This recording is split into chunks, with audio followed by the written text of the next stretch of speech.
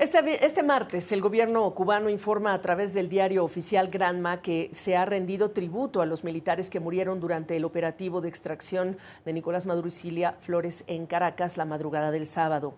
32 militares cubanos, dice, que trabajaban en el aparato de seguridad del gobierno de Venezuela y que, según la versión del Ministerio de las Fuerzas Armadas cubanas, perdieron la vida en acciones combativas tras férrea resistencia. Desde que se concretó esa extracción la madrugada del sábado, Cuba se mantiene en el centro de la atención. El pasado fin de semana, Trump declaró sobre Cuba que no cree necesario hacer algo porque sin Nicolás Maduro en el gobierno y sin el suministro de petróleo venezolano, Cuba parece lista para colapsar, para caer. Y en la mira, por supuesto, también están otros aliados tradicionales del régimen de La Habana. Le hablo de Rusia, de China, Nicaragua, México, por supuesto, y lo que estarían dispuestos a hacer para apoyar al gobierno de Cuba.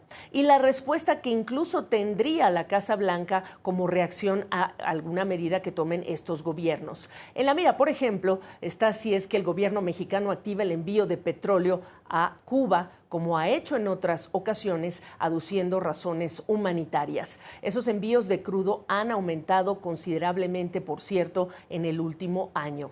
Pero vamos a hablar de la circunstancia que representa este momento para Cuba. Vamos a continuar una conversación que teníamos el día lunes con Arturo López Levi, profesor de Ciencia Política en la Universidad Estatal de Georgia e investigador asociado del Centro de Estudios Universitarios de la Universidad de Denver. Arturo, retomamos entonces esta conversación.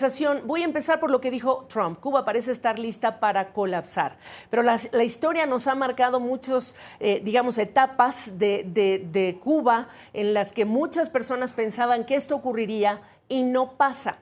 ¿Qué estás viendo tú? Mira, cuando dice esto Trump, yo creo que lo que hace es repetir un patrón que hemos visto a lo largo desde casi 1959. Vamos a recordar que era frecuente, incluso se hizo un chiste como parte de la campaña electoral de creo que fue de 2008 sobre la demagogia republicana en Miami, en el cual salía un radio que cambiaba el radio, había una persona limpiando un auto y cambiaba el auto, cambiaba el radio, pero se seguía repitiendo el mismo mensaje. Te lo digo el año que viene en La Habana, te lo digo el año que viene en La Habana. Y eso yo creo que ha sido parte de un mantra. Dicho esto, déjame decirte que hay elementos de falta de seguridad alimentaria y de seguridad energética que tienen niveles de precariedad en el contexto cubano actual que no tienen precedente. Yo creo que los niveles de apagones, por ejemplo, de falta de luz eléctrica y la reducción, por ejemplo, que ha tenido el turismo cubano después de la apuesta que hubo por eso en los años 90, ha sido bien drástico. Yo sigo diciendo que caen en un error los que subestiman la capacidad de sobrevivencia del régimen cubano, pero a la vez es de notar que la probabilidad de grandes problemas en los años que vienen, y son los todavía a la administración Trump, le quedan 3 años, son grandes. En términos de suministro energético, que es el tema por el cual se supone que operaría este dominó, yo creo primero, cuidado con esa alegría que hay en torno a Venezuela.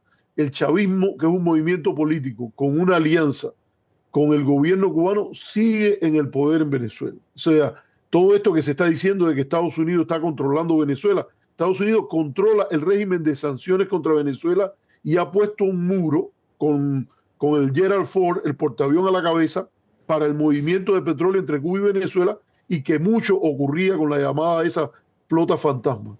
Pero hay maneras en las cuales eventualmente puede haber otras entregas de petróleo, y los niveles, por cierto, de petróleo venezolano ya habían bajado sustancialmente. La entrega de petróleo venezolano Sí, a Cuba claro, había bajado y de hecho, sustancialmente. Y de hecho, hacia allá iba yo para preguntarte, porque al final del día Venezuela ha reducido esa aportación a lo largo de los meses, por lo menos del último año, según varios expertos, hacia Cuba. Sí. Pero quien ha tomado su lugar es México. Y entonces la gran pregunta aquí es cuánto estaríamos viendo arriesgar al gobierno mexicano esta relación con Washington, o Washington dirá, ¿sabes qué? Lo vamos a mantener así porque Claudia Sheinbaum, presidenta de México, habla de una acción humanitaria. Mira, si alguien ha sido el ganador en toda esta jugada de la última semana o de este que culminó el sábado, ha sido Marco Rubio. Desde que él era senador, él vivió con una obsesión con Cuba y ha hecho lo que como secretario de Estado era esperado de él. Él ha cubanizado parte de la relación de Estados Unidos con América Latina. El problema que el costo de cubanizar la relación Estados Unidos-México es muy grande. Y Rubio ha sido un político muy inteligente y también aquí digo, el que haya subestimado a Rubio se ha dado muy fuerte en la cara, porque Rubio ha hecho todo esto y ha tenido una agenda que ha sido de cambio de régimen hacia Venezuela, como la tiene hacia Cuba, maniobrando con la base maga que está en contra de todo esto. Entonces, ¿qué es lo que yo creo que ha pasado? Que con México él no ha podido ir al 100% como ha ido con otros países. Por ejemplo, como la Argentina con Milei, que tiene un gobierno afín, etc. En el caso de México, la migración y el tema de la seguridad interna y la relación con los grupos, con los carteles, es mucho más importante. Y estaría loco Rubio, y yo no creo que él esté loco, y al contrario, es un político muy afinado, si lleva la presión a México por el tema Cuba en contra de la posición del presidente Trump. Hay que recordar que la posición que ha dicho el presidente Trump busca una relación funcional con la presidenta Claudia Sheinbaum. Y es una relación muy profunda con otro tipo de consecuencias en relación con cooperación en áreas, por ejemplo, como narcotráfico y crimen organizado. O sea, no es tan fácil. Para cerrar, me queda un minuto. La reacción de Bruno Rodríguez diciendo el presidente estadounidense muestra desconocimiento total sobre Cuba y está hablando más de las ideas de los cubano-estadounidenses que viven en Estados Unidos, obviamente. ¿Qué dices de la reacción hasta ahora de La Habana? Yo creo que La Habana lo que está diciendo, y yo creo que tiene razón para decirla, es que nadie debe confundir lo que fue una operación de 2 horas y unos minutos más y que encontró resistencia por los cubanos que estaban ahí en Venezuela, una resistencia que fue, por decirlo bien clara, no eficaz en tanto se logró la captura de Maduro.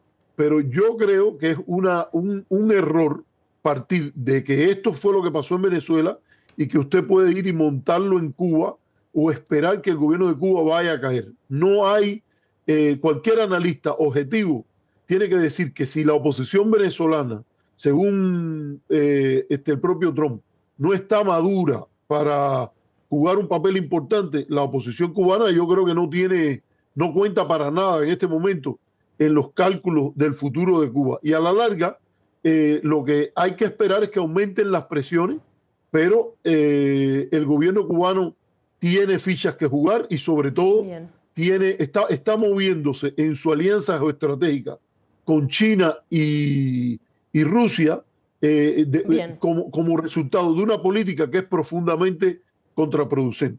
Cuando lo que Estados Unidos debería hacer es tratar de establecer un vínculo, un diálogo, algo así con Cuba. Yo creo que lo que está empujando a Cuba cada día más a una alianza geoestratégica renovada, ya no con México y Venezuela, sino con las potencias rivales en el gran juego de los grandes poderes en el mundo.